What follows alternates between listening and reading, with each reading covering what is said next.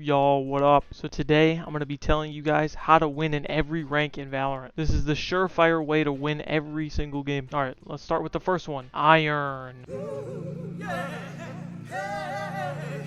Alright, I'm gonna be real. I've never been in iron before, okay? The lowest I've ever gotten was bronze. But literally everybody that is in iron, I don't want to say you have like a problem, but you know, you're probably new to the game, you never played a video game before. But even if you have played a video game before, maybe you're not taking it as serious, you know what I mean? Maybe you need to add some time and effort into the game, or maybe even watch some better players. But at the end of the day, it's really just you. I hate to be mean, but it is just a you problem. You could probably fix it if you care enough, but it is truly a you problem. Like the only thing I can tell you to do is turn the monitor on and shoot back. Alright, now for the next rank, we got bronze.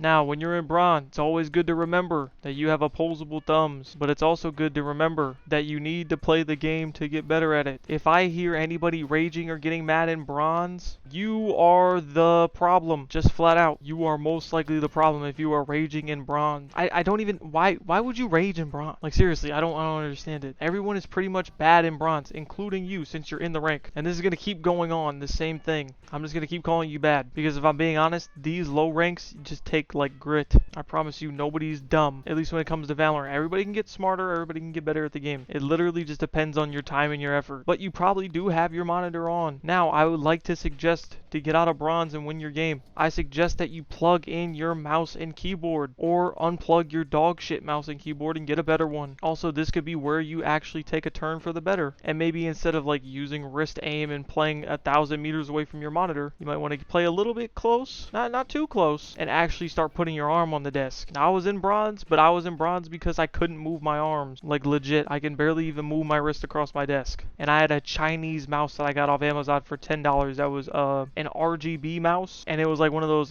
honeycomb mouses, so it had a bunch of holes in it. And I got it off Amazon for like 15 bucks. Also, it was Bluetooth wireless. But yeah, at this point, you could pretty much just try to start learning a character in bronze. Then we go on to the next rank, silver.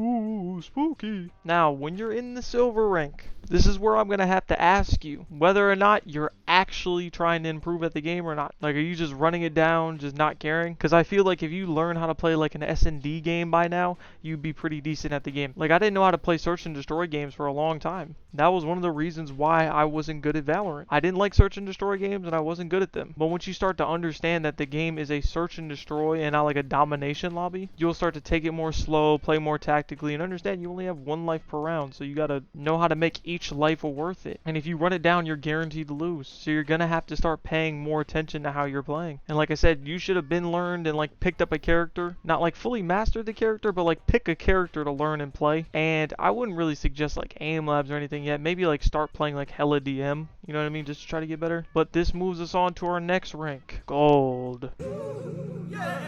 Ooh, the gold rank. Now that you're in gold, understand that once again, this is a search and destroy game. If you really wanted to, you could just pick up a judge and win every single game. Because for some reason, when you're in gold, people like to use their brains a little bit more, but just enough that a judge will completely flatline the enemy team. And there's a decent chance that you'll keep flatlining the enemy team with the same judge play. As long as you know, like, oh, we went B 3 rounds in a row, let's go A, and then you swap sites. And at this point, you should know, a couple of things for your character. Like maybe a lineup or like a specific like setup. But at this point, I would highly suggest you continue playing DMs and maybe look into playing aim labs. Maybe look into like doing some shooting range drills. Maybe watch an aim video, you know what I mean, or like a crosshair placement video, movement video, and that's pretty much it. So for the next rank, we got platinum.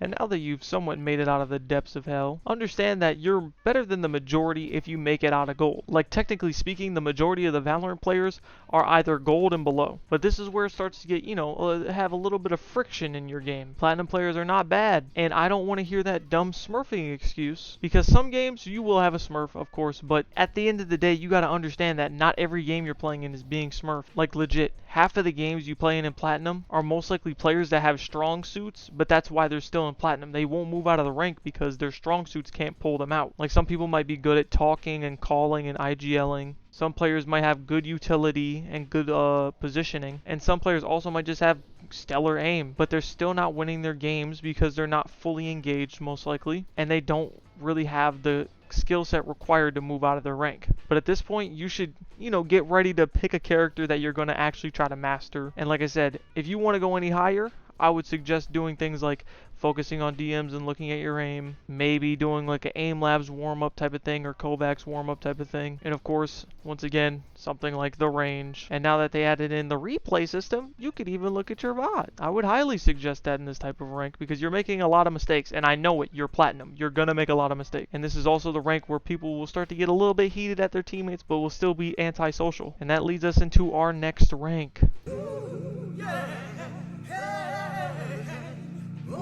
The Diamond rank. Now, in this rank, this is where shit literally just hits the fan. From Platinum and below, a lot of stuff was predictable. You can, set counters up for each play or each player that's in the lobby, you know what I mean? But now it's getting a little weird. Diamond is like a cesspool at this point. Literally, I was performing my ass off in Diamond last year, and I kept falling and dropping in rank, but I would literally match MVP every single game and still be losing every single game. At this point, I genuinely could not tell you why I was losing, except for the fact that I got into Diamond and I never wanted to get back into Diamond, so I tried to stay in Ascendant for as long as I can, because I knew that when you're in Diamond, bro, everything changes. I almost feel like it's the most friction rank possible. Like you come up across the most friction humanly possible when you're in that rank. But that's because there's so many wacky characters that are in there. Like I said before, I said you should master a character,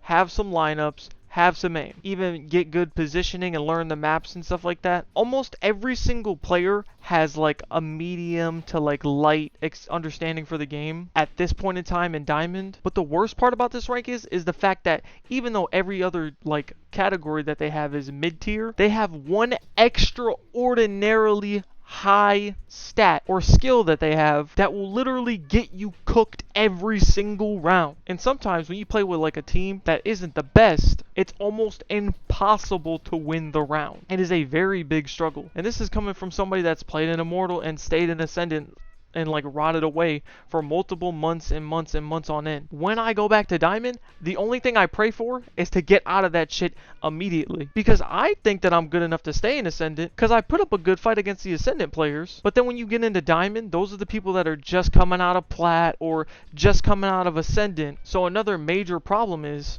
some players will know what they're doing, and then some players will have no fucking clue what they're doing. You'll fight one person, and they'll feel like an Ascendant player or an Immortal player, and it feels like a normal fight, like something you can anticipate or set up for. And then the next fight you take is literally a completely random gunfight when you never know what's going to happen. You never know when they're going to peek. You never know if they're going to crouch like Primmy or try to crab walk you. Honestly, it's my most hated rank humanly possible. Because like I said, this is where you cannot predict shit. You're literally just rolling the dice in every single round that you play in. But now, to get out of my Diamond rant, I like to go on to the next rank.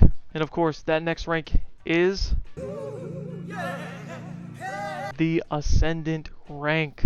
Now when you get here, you gotta understand, you are literally around the 5 to 9 to maybe even 10% of people. Now this is where it starts to get a little bit tricky. The only thing I could say about this rank is really if you calm a lot, you'll get out of it. In my opinion, I can't tell you how to get out of Diamond. I'm just gonna be real. But when it comes to Ascendant, if you have decent aim, decent calls, decent utility, you've somewhat mastered a character, and you're playing for the win, and you're talking to your teammates and you're getting them involved, you will almost win every single game. I can almost guarantee you that. Genuinely. I can almost stamp it and guarantee you'll win. Even if you have shit aim, as long as you have good map awareness, good character awareness, good positioning, anything that doesn't require you to shoot your gun, you're gonna be fine in Ascendant. And you could really get up there. You can get to high Ascendant 3 as long as you are just talking to your teammates, getting them involved, kind of keeping the peace a little bit, not letting them rage out, and mainly just trying to IGL, having okay calls, and playing as a team. And of course, this is Ascendant.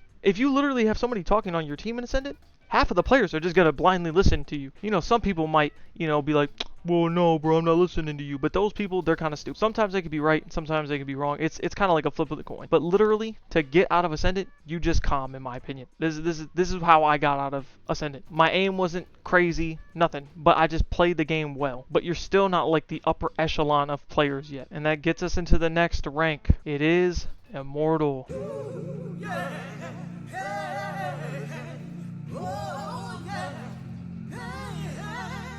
Now, in my opinion, Immortal means that you finally climbed up the ranked ladder. You are not at the peak, but you're at the pinnacle of almost every single player. You're at the point where almost every player can envy you that is below you. Because when you reach Immortal, it feels almost intangible to other people. Even though I don't think Immortal is really that hard to get, I personally think it just takes some time and some dedication, and you really wanting to win. Even like being able to put your pride to the side and, you know, kind of being like embarrassed in front of your teammates. And it's also about not caring about what your teammates are going to say. If you're acting like a fucking tryhard trying to call every round and like getting the team together and hyped up. But when you get to Immortal, I'm going to keep it a whole 100 with you. You can get there with all these different tangibles that I said. But at some point, you need to step it up to be able to stay in this rank. You are not going to be in this rank for long if you cannot keep up. All this rank is a game of fucking keep up. You're on the board, and you're on the board with other players that are good. These other players play every single day just like you. They have the same ambitions as you. They want to win as bad as you. And truly, you're going to have to excel at something or have something so solid that they can't stop. Either it's like insane aim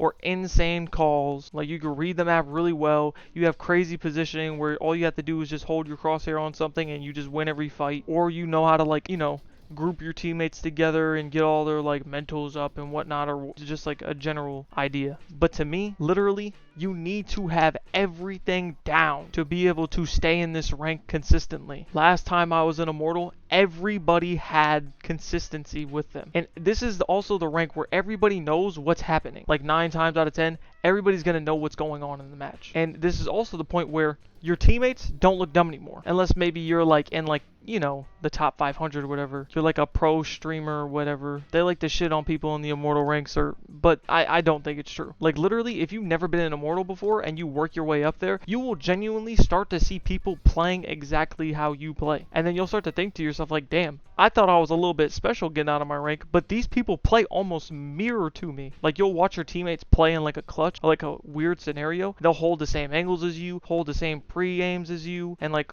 even like make the same decisions as you, which they do, you know, fall off sometimes. Like they're not crazy good, but you know, they're good enough. And this leaves us to the last rank, the Radiant rank. Alright, I'm gonna keep it 100. I've never been there before. I couldn't even begin to like notice how you get into Radiant. If I had to like guess, I would say you need to refine everything in your game. Like every like bad thing that you have in your game, you're gonna have to refine that shit. Like grain it down as much as you can to making as little mistakes as you can. Or you can grab a duo and then pray that neither of you lose, and pray that the other duo is as good as you and can hold his own weight, or pull you sometimes and you gotta pull him or her. But yeah, other than that, I'd probably say just play a fucking shit ton of games. Get more opportunities to, you know, keep growing and getting more RR. And this is also the rank where you need to squeeze out as much RR as you can, so you can't give up on any of the rounds. So you know how people will like be like, oh, it's just a pistol round or something like that, I'm just gonna go in and try to die. You can't do that. You need to try to find your one or kill somebody or get enough like to like break their eco. You need to stay consistent in these rounds. You need to literally limit as much RR loss as you can. So when it comes to going from Immortal to Radiant, the best thing I could say is try to squeeze as much out of every game as possible. If you were going to lose like 7 or 8 to 13, try your best to find the mistakes you made in certain rounds that could have made the difference between a 7 and 13 game to a 10 or 11 and 13 game, because you'll lose a lot less RR. And if you win a bunch of games, it's going to go up kind of slow, but over time it should stack up to finally put you over the mark to get to Radiant. And that is all for this one. Like I said, if somebody that has actually been to Radiant, genuinely been to Radiant, could tell me how you're supposed to get there, or if my list is accurate, let me know down below, please, because this is just how I see the game, me personally. But yeah, that's pretty much all I got. I'll see you later.